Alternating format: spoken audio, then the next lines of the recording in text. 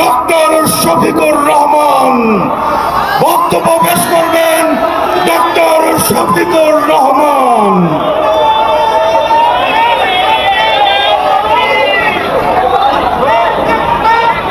আসসালামু আলাইকুম ওয়া রাহমাতুল্লাহ। রাজধানী ঢাকার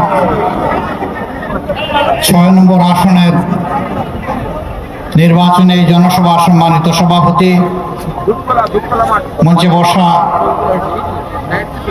11 দলীয় নির্বাচনী অক্ষের শীর্ষ নেতৃবৃন্দের মধ্যে রয়েছেন বিশেষ করে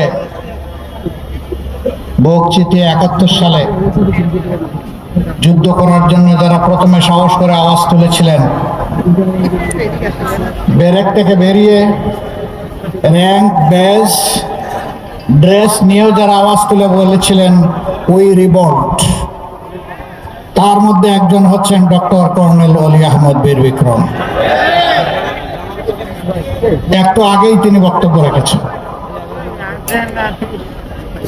এখানে নাসিরউদ্দিন পাটোয়ারি সহ নিজামে ইসলামী পার্টির সম্মানিত মহাসচিব মুসা বিন ইজহার সহ খেলাফত মজলিস, বাংলাদেশ খেলাফত মজলিস, এনসিপি, প্রায় সকল দলের নেতৃবৃন্দ এখানে উপস্থিত রয়েছেন।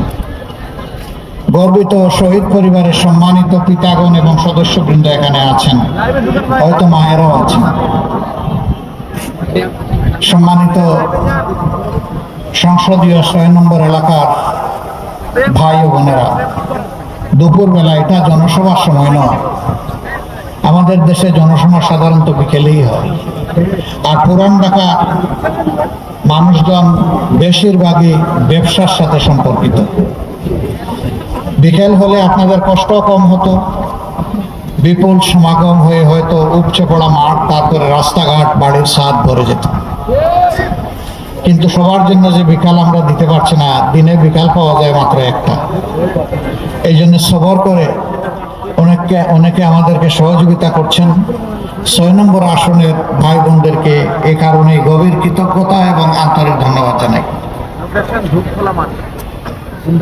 এখন তো বড় মাঘ মাস, শীতে হাড় কাঁপার কথা তরতর করে, কিন্তু এখন গরমের জন্য বাসায় বাসায় অফিসে অনেকে এসি ছাড়েন, ফ্যান ছাড়েন, গরম লাগে। কারণ এইসব তো শীত লাগার কথা, শীত নেই কেন? নেই এই কারণে যে মানুষ বড় বেদরদি এবং দায়িত্বজ্ঞানহীন হয়ে যায় কিছু কিছু ক্ষেত্রে। আমাদের প্রকৃতিকে খুন করেছে। এখন আল্লাহর সৃষ্ট স্বাভাবিক ব্যবস্থাপনা তার বিরুদ্ধে বিদ্রোহ করেছে। জাহারাল ফাসাদু ফিল বাররি ওয়াল বাহরি বিমা কাসাবাত আইদিন নাস। জলে স্থলে অন্তরিক্ষে যত বিশৃঙ্খলা, বিপর্যয়, ধ্বংস, আল্লাহ বলছেন ও মানুষ, এগুলো তোমাদের হাতের কামাই।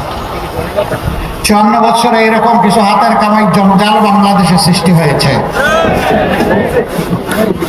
রাজনীতিবিদরা জাতিকে পথ দেখাবেন, জাতিকে ন্যায় ইনসাফ উপহার দিবেন, আমাদের তরুণ যুব সমাজকে উপযুক্ত শিক্ষা দিয়ে ভবিষ্যতের জন্য চ্যালেঞ্জ মোকাবিলায় গড়ে তুলবেন, শিশুদের মানসিক বিকাশে সার্বিক দায়িত্ব পালন করবেন। সারা জিন্দেগি রাষ্ট্রকে, দেশকে, জাতিকে সেবা দিয়ে যারা বয়সের প্রান্ত সীমায় পৌঁছে গিয়েছেন, তাদের দায়িত্ব নেবে রাষ্ট্র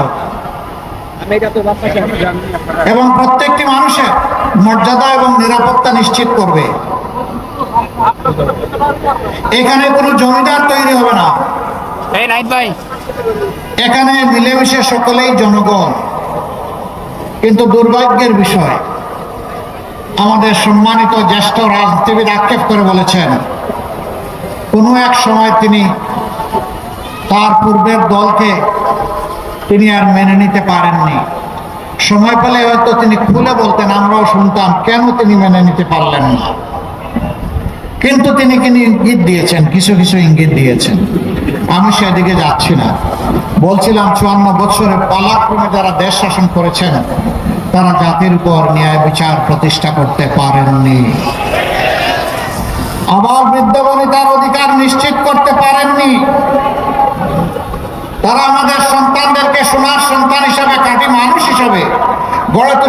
কর্মসূচি নিতে পারেননি, যার কারণে আজকে আমরা দেখি সমাজে বিভিন্ন ধরনের বিপর্যয়, বিশৃঙ্খলা। আমাদেরই তরুণ সমাজের একটা অংশ তারা মাদকের সাথে সম্পৃক্ত, তারা বিভিন্ন সামাজিক অপকর্মে জড়িত। কেন? এর মূল কারণ হচ্ছে রাষ্ট্র ব্যর্থ হয়েছে তাদেরকে গড়ে তুলতে, তাদেরকে সুশিক্ষা দিতে। এদের বিপক্ষেই দাঁড়িয়ে গেছে। কোথাও তারা চাঁদাবাজি করে, কোথাও ছিনতাই করে, আবার অনেকে আছে ভালো কাজও করে।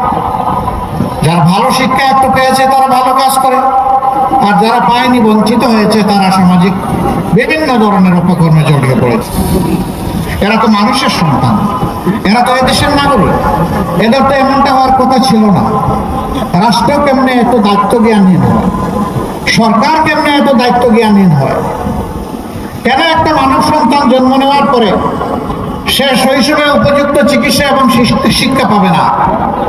এবার তো টাকা আমরা দেশবাসীকে আশ্বাস দিচ্ছি, ইনশাআল্লাহ তাআলা আজিম আমাদের 11 দলীয় ঐক্যজোট আল্লাহ তাআলার ইচ্ছায়, আল্লাহ তাআলার মেহেরবানি এবং সহযোগিতায়, সাহায্যে, আপনাদের ভালোবাসা, সমর্থন এবং ভোটে নির্বাচিত হয়ে সরকার গঠনের সুযোগ পেলে আমরা এই সামাজিক দায়িত্বগুলো পালন করব ইনশাআল্লাহ।